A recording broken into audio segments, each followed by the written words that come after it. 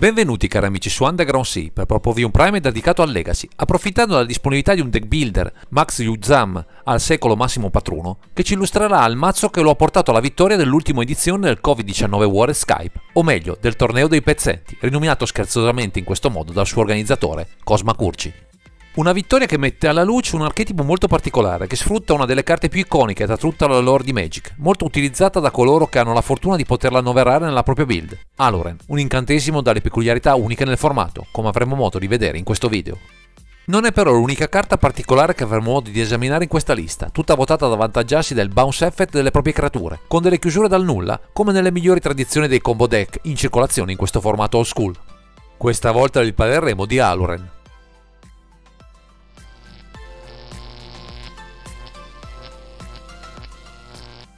Come accennato nelle premesse, tutto il potenziale di questo archetipo ruota attorno ad Aluren e alla sua abilità di farci giocare creature con flash e gratis, a patto che abbiano un costo di 3 mana o meno. Un'abilità che viene offerta anche al nostro avversario, ma che ci avvantaggerà di certo, visto che annoveriamo tra le 60 una carta che ci permetterà di chiudere da sola, Acererak Vearchlich, qui in 3x, che potremo rimbalzare all'infinito grazie alla sua abilità combinata con l'avventura Lost Mine of Pendervel, sfruttando la stanza Dark Pool infinite volte per un drain effect letale per il nemico. Questa chiusura va sostenuta adeguatamente, anche perché in alcuni frangenti l'abilità di Aluren potrebbe avvantaggiare anche il nemico, quindi andremo ad inserire degli ottimi paranti, 3 Sven Koth e 3 Befrus Strix per la precisione, che con tocco letale freneranno l'assalto delle creature più problematiche. Inoltre queste creature ci faranno pescare nuove carte al loro ingresso, il che è un bene, per fare in modo di trovare facilmente i pezzi chiave per la nostra chiusura, soprattutto nelle prime fasi della partita. Altra carta economica nel costo di cast, ma dall'enorme effetto ETB, è di certo Uro, Titan of Netos Wrath, qui in 2x, che ci offre sia nuove carte sia un land drop aggiuntivo, sia preziosi punti vita, con la possibilità anche di poter tornare in campo con il suo costo di escape, nel caso la partita andasse per le lunghe. In questa edizione del mazzo resta qualche slot libero per un paio di opzioni particolari, un Board of Paradise, utile per accelerare la nostra azione con mana aggiuntivo, e un Leovold Emissary of Trest, che può essere utile a replicare le rimozioni avversarie, oltre a frenare le loro carte advantage, dandoci modo di soverchiarli in value nel corso del match.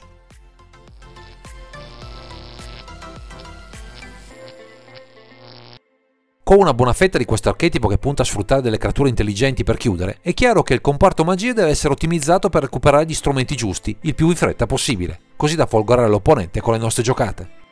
Per questo motivo inserirono alcuni tutori, 2 Green Sun Zenith, flessibili e specifici per creature, e 4 Living Wish, una carta proveniente dal passato, più precisamente dal set Judgment, che è in grado di offrirci un potente strumento per accedere direttamente alla sideboard. Con questa carta potremo recuperare con precisione terre o creature già dal G1, trasformando i singoli slot di questa particolare area della lista in potenti strumenti adatti a contrastare sin da subito il nemico di turno. Come ulteriori strumenti per scavare nel Grimorio utilizzeremo un pacchetto consistente di cantrip, con ben 4 Brainstorm e 3 Ponder, a darci manforte nella affannosa ricerca dei nostri Aluren, indispensabili per chiudere in scioltezza. Se da un lato ci preoccupiamo di sviluppare al meglio il nostro gioco, dall'altro dobbiamo contrastare quello che ci potrebbe ostacolare. Per questo annoveriamo una serie di removal con 3 Abduct Decay e un Assassin Trophy, in grado di colpire quel che più ci può infastidire. In aggiunta inseriamo ben 4 Force of Will, così da essere sempre pronti, anche senza fonti di mana stappate, a replicare le interazioni del nemico, che potrebbero spegnere sul nascere le nostre giocate migliori.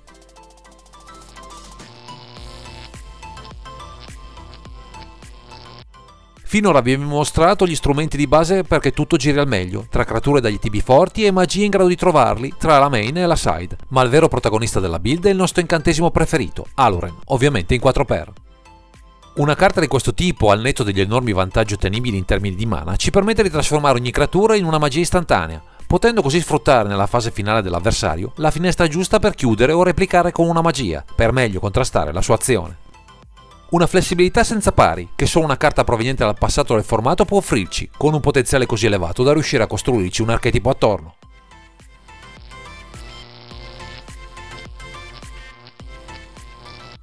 Con tutto quello che abbiamo inserito di main non è facile trovare qualche slot per delle tech specifiche, ma c'è una carta che sembra perfetta per darci sia la consistenza necessaria, sia un value elevato, Grist of Angertide, qui in 1x.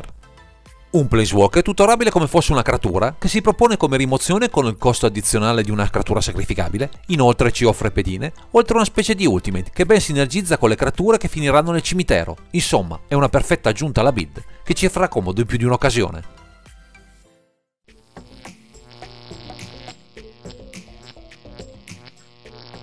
Con un archetipo sulla carta veloce, che necessita però di ben 3 colori per funzionare al meglio, oltre ad alcuni vincoli imposti da alcuni dei nostri permanenti, è chiaro che la mana base necessita di un setup molto specifico per soddisfare tutte queste richieste. Per incastrare in fretta i colori a terra nel modo corretto, sfrutteremo un buon numero di fetch, con 4 misti Rainforest, 3 Polluted Delta, un Verdant Catacomb e 2 Prismatic Vista, così da avere, oltre alla prevalenza del verde in campo, gli altri 2 colori per le nostre tech di contorno. Non possono mancare, per il medesimo motivo, le Dual Land, con un Bayou, un Tropical Island e un Underground Sea, ma non saranno le terre chiave in questa build, visto che una componente importante della nostra lista necessita di permanenti neve per funzionare al meglio. Ed è che con 3 foreste innevate, 3 isole innevate e una palude innevata, possiamo sostenere i vincoli imposti dal nostro Icefang Coat, così da avere una creatura che con tocco letale potrà rendere la vita dei nostri avversari un percorso in salita. Infine, visto che buona parte delle nostre tech è in grado di tutorare le creature, inseriamo un Dryad Arbor, così da stare tranquilli nel caso marcassimo un land drop proprio nel momento cruciale in cui stiamo per chiudere con la nostra combo.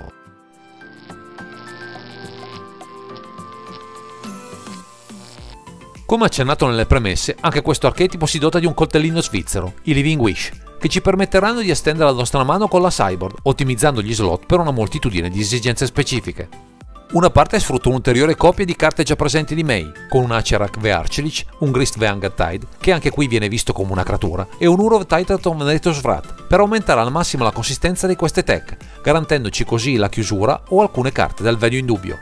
Ci sono poi altre creature, un Collector Uffy, un Endurance, un Plague Engineer e un Reclamation Sage, che fungeranno da parafulmine per esigenze specifiche, entrando facilmente in azione per stoppare meccaniche particolari o replicare a board o permanenti rognosi che possono inibire la nostra chiusura.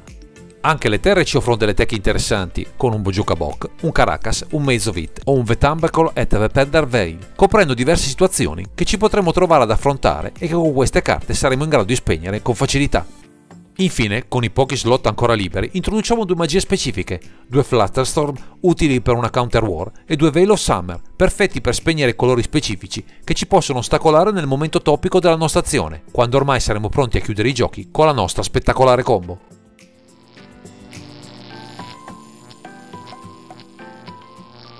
L'idea che ha sviluppato Max Yuzzam per la costruzione di questa versione di Alore nasce in totale distacco da tutto quello che al momento si può trovare online rispetto alle build del formato dedicate alle interazioni di questo curioso incantesimo. Superando le versioni che costruivano la combo attraverso Cavern Harpy e Arctic Melfork, si è arrivati a questa lista puntando a fare tesoro delle esperienze accumulate nel tempo tra i formati old school e legacy, per arrivare a un archetipo che non ha come unico scopo chiudere con Aloren, anzi. Il principio che muove il nostro deck builder in questa lista è la resilienza, la capacità di trovare prima una risposta per zittire l'archetipo del nemico, per poi, o con le creature, per attacchi letali o con la combo, se la fase aggro viene preclusa, la strada per la vittoria. Diventano fondamentali alcune tech di contorno che fanno di questa lista basata su Aleren un anti-deck per eccellenza, visti anche gli ottimi risultati accumulati finora, segno che le intuizioni del nostro deck builder sono più che corrette.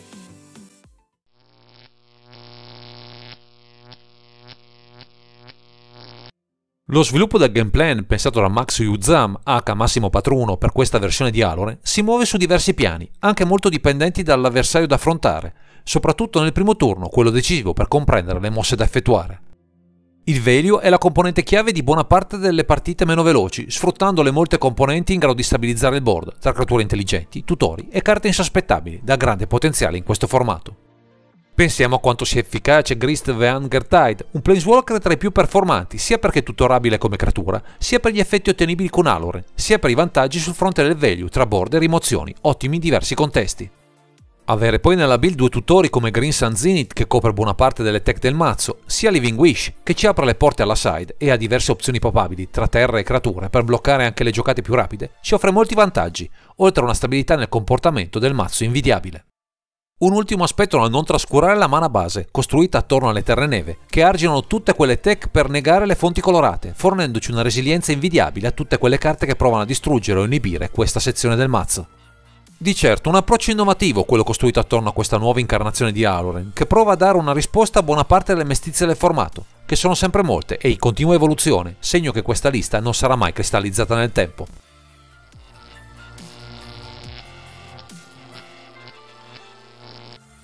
Grazie ai consigli del nostro deck builder proviamo a comprendere come questa lista si posiziona nel meta legacy rispetto ai diversi archetipi che al momento bazzicano tra i tavoli da gioco. Verso i mazzi a base Reanimator, soprattutto quelli rapidi, avremo grosse difficoltà, a meno di sfoderare una delle nostre risposte, tra i counter e l'endurance, nuova tech pensata appositamente per questa tipologia di mazzi, che sta aumentando la sua presenza nel meta attuale. Verso gli archetipi a base Delver siamo messi piuttosto bene, sia per la predisposizione ad alcune tech specifiche come Caracas, che ne frenano l'avanzata, sia per la nostra presenza in campo, sul fronte delle creature, che ci può dare tempo di assemblare in sicurezza la nostra chiusura combo. Verso Affinity abbiamo un matchup positivo in virtù dell'abilità offerta dalla Living Wish, che può recuperare dalla side Plague Engineer, una risposta ottima per spegnere le velleità di questo archetipo aggressivo già dal primo game. Verso Jeskai Mentor e in generale i mazzi di costruzione, che sono più lenti di noi, siamo in una situazione favorevole, sia perché abbiamo comunque i mezzi per assemblare la combo abbastanza presto, sia perché tra creature e interazioni possiamo rallentarli quanto basta per chiudere in nostro favore la partita. Verso Titan Post la partita si fa più equilibrata e complessa, qui dovremo frenare le sue partenze a strappo, tergiversando quanto basta fino alla costruzione della nostra combo, vanificando i tentativi di mandare all'aria la nostra mana base, cercando subito le nostre terre innevate, immuni dalle loro interazioni.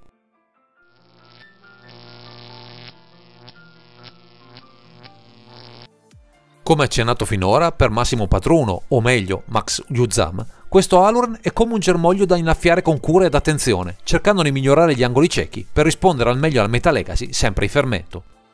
Rispondendo al proliferare di mazzi basati sul cimitero è stato tolto il Bird of Paradise per aumentare il numero di Endurance nella lista, sia di main che di side, garantendoci la possibilità di avere una maggiore reattività verso questa bestia nera.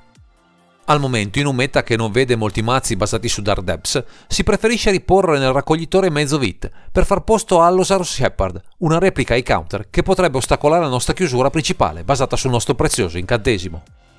Infine, sono in forza alcune interazioni già di main aggiuntive tra Tuxize o Flutterstorm, rimuovendo dalla lista 2 dei 3 Achrach Vearchlich, al momento presenti di main, per una versione più attendista, pronta sia a chiudere, ma solo dopo aver estirpato qualsiasi pericolo.